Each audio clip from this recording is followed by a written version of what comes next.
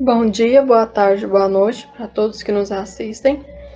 Hoje nós vamos abordar o tema Tecnologia Construtiva de Obras de Acostagem Portuária, que vai ser apresentado por mim, Juliene, em seguida pela Ana Clara e por fim pelo Jonathan Souza.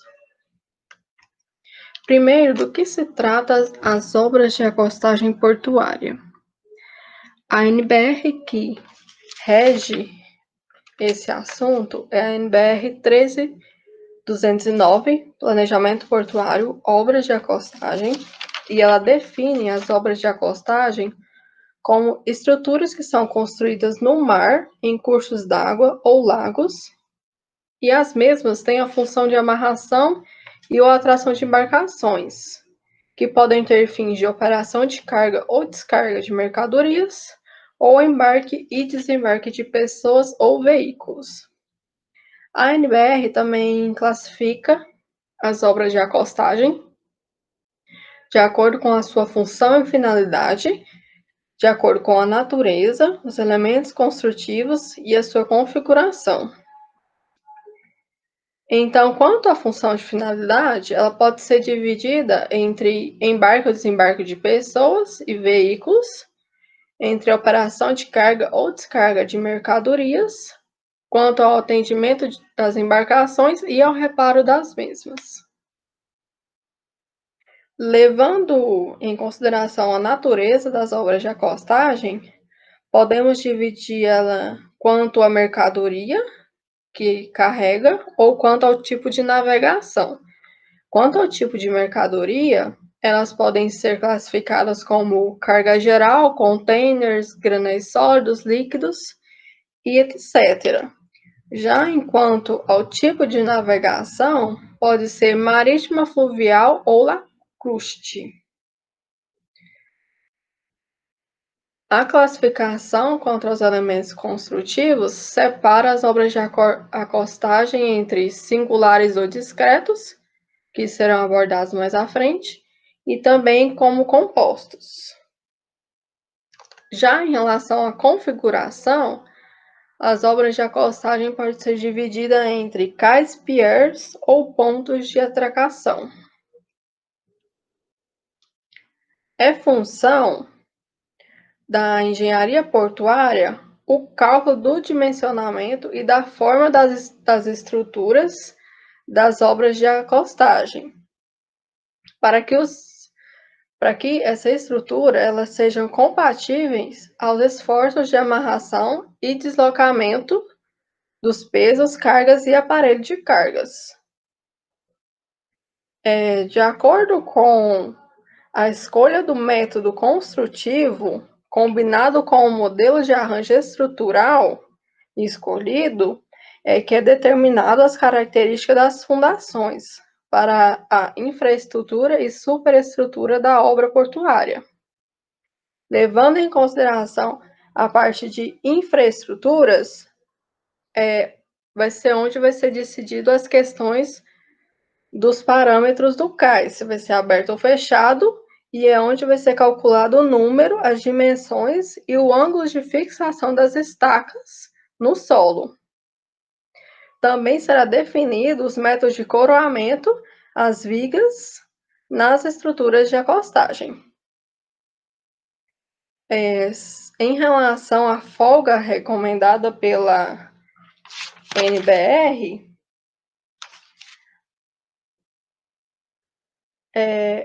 ela é classificada de acordo com a estrutura do fundo.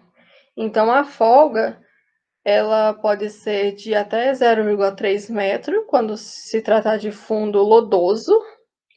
Para fundo arenoso, será entre 0,3 e 0,5, e já para fundo rochoso, vai ser de 1 metro, sendo que pode também levar em consideração folgas adicionais, que vão de acordo com as condições ambientais que são desfavoráveis.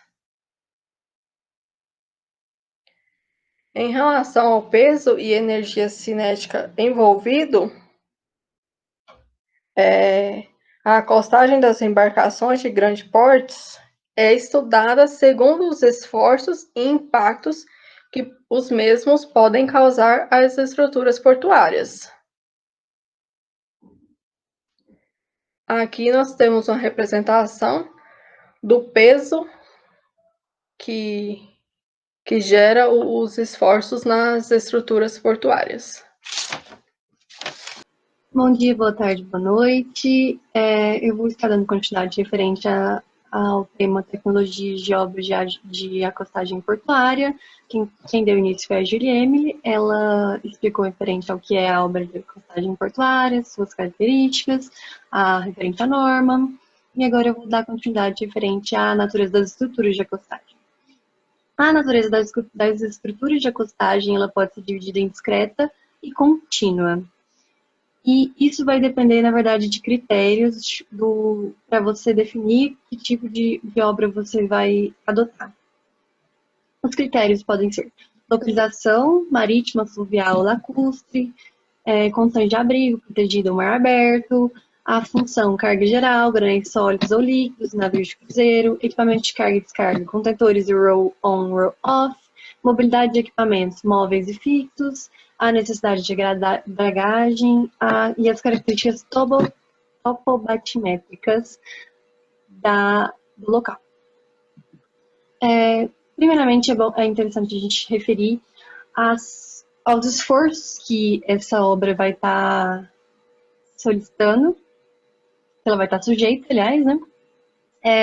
E esses esforços podem ser, por exemplo, forças horizontais, que vai ser referente ao impacto do navio, os cabos de amarração, ou também forças verticais, referente à carga e descarga, solicitações do terreno, impulsos do terreno, né, no caso.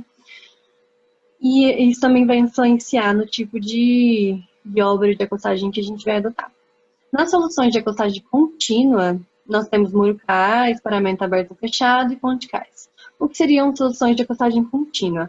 As soluções de acostagem contínua, as obras de acostagem contínua em si, elas são as funções de acesso, suporte de equipamento, a acostagem, a amarração das embarcações, todas elas vão estar incluídas na plataforma principal, por isso contínuo, que vai estar tudo junto. Agora nós vamos entrar um pouquinho em cada tipo, né? Primeiramente, no ponto de vista econômico, as soluções de murucais, elas não são são consideradas uma solução ultrapassada, apesar da alta durabilidade e facilidade de execução, pelo ponto de precisar de uma fundação regularizada, aconselhável a realização de pré-recarga do terreno, da fundação, antes da colocação da viga de coroamento, por isso é considerada uma solução mais ultrapassada. Vamos entrar primeiramente, inclusive, no murucais. Os murucais aqui nós temos uma representação, a linha de dragagem, murucais, nível d'água. Os murucais, como a gente pode ver, eles possuem uma cortina frontal que vai assegurar essa contenção. Os paramentos aberto e fechado, que nós temos a comparação dos dois. O paramento fechado é em cortina também, assim como murucais. E paramento aberto já seria em forma de talude. Nos paramentos abertos, a cortina não existe ou está na retaguarda do cais. E aqui nós temos a solução ponticais, que no caso, como a gente pode ver, os dois lados são acostáveis na planta, né? E no corte a gente está vendo a solução dele como que é de forma estrutural. Na verdade, seria... a plataforma vai estar apoiada em estacas, né? Assim, pode também ter a adoção de cais auxiliares, para poder ter navios menores, e ela é acostável dos dois lados. Essa solução de cais contínuo, ela como a gente pode ver, a mais ajustável, e por ter os dois lados acostáveis, ele tem um maior rendimento operacional em referente às outras soluções que eu apresentei, que são somente de um lado acostável. E as soluções de cais contínuo, agora, de forma geral, elas são mais ajustáveis a equipamento de carga e descarga de navios do tipo móvel. Por que seria isso? Ele desloca ao longo da frente acostável.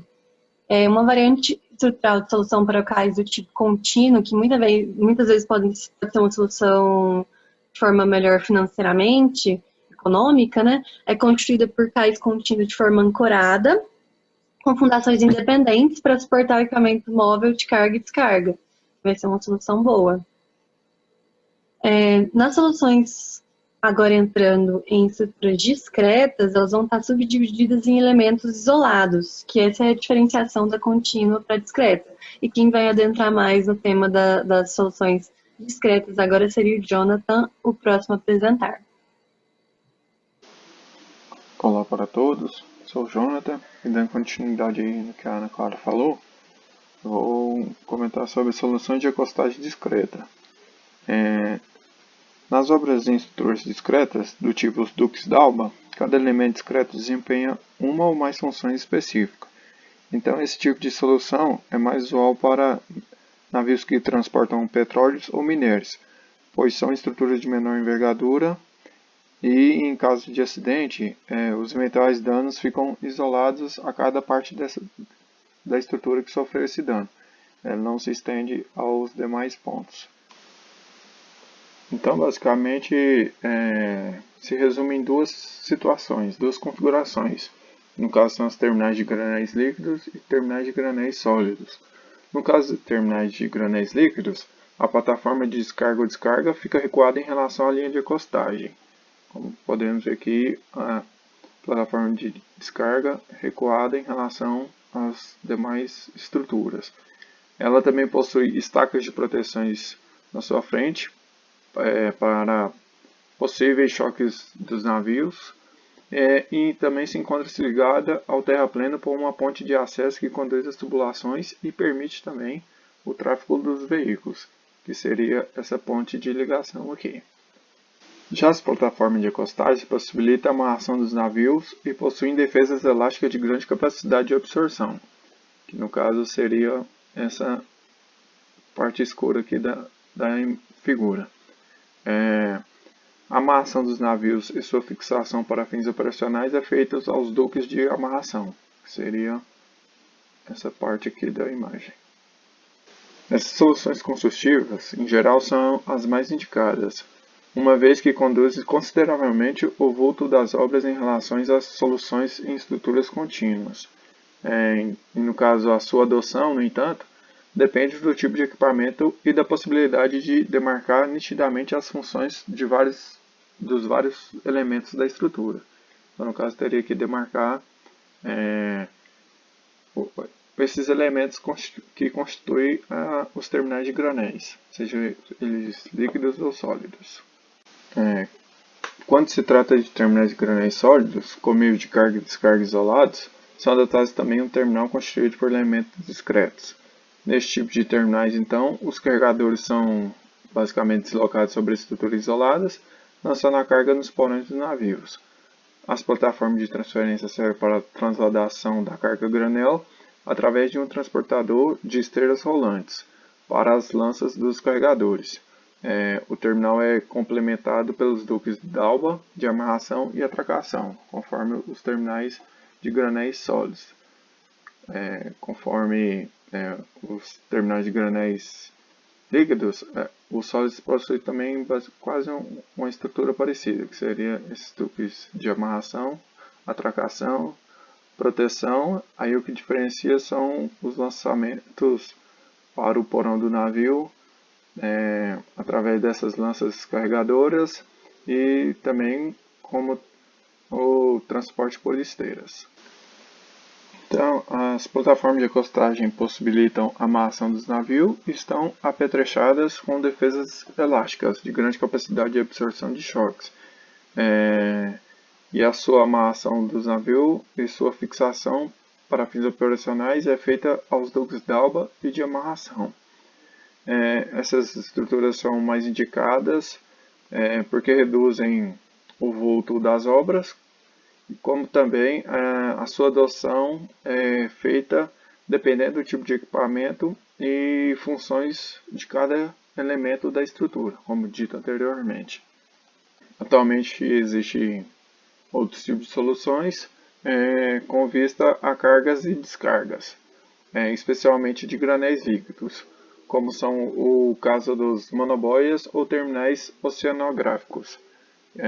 São estruturas flutuantes, basicamente fundeadas em mar aberto, cuja transferência do produto é cumprida através de condutas submersas. Então, nesse caso, o navio amarra-se à própria manobóia, permanecendo ali até cumprir todo o transporte ou transferência de mercadoria. E muitas vezes são utilizados por rebocadores.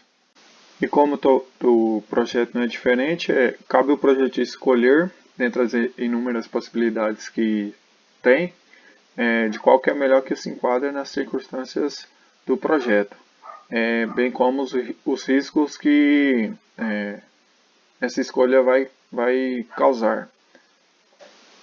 Então, resumidamente, as soluções com estruturas de atracação e amarração diferenciadas garantem, de certa forma, mais segurança às obras, uma vez que os danos que podem ocorrer resultante de acidentes ficam restringidos a determinadas partes discretas da estrutura. Podem ainda subsistir outros elementos que podem desempenhar funções complementares à das estruturas principais, tais como funções de apoio na operação dos navios, funções de proteção contra as ações do mar, do vento e entre outros fatores que podem influenciar na estrutura projetada.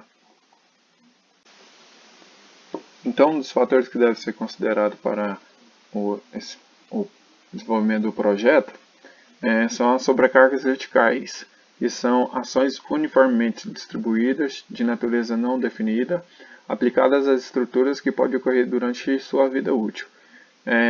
Esses valores das sobrecargas a serem considerados nos terraplenos, plataformas e outros elementos que compõem a estrutura dependem do tipo de finalidade da obra.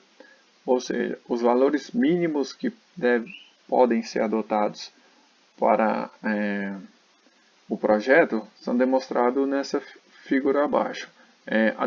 A determinação desses valores deve ser feita de acordo com os tipos de materiais estocados ou manuseados e sua distribuição. Como vimos anteriormente, no caso cais ou pier para granéis sólidos. Tem valores mínimos que devem ser adotados de sobrecarga de 30 kN por metro quadrado. Já no caso de granéis líquidos, 20. E assim para os demais tipos de cargas e classes. Agradecemos a atenção nos dada até aqui. E esse foi nosso trabalho sobre tecnologia construtiva de obras de acostagem portuária. Até mais.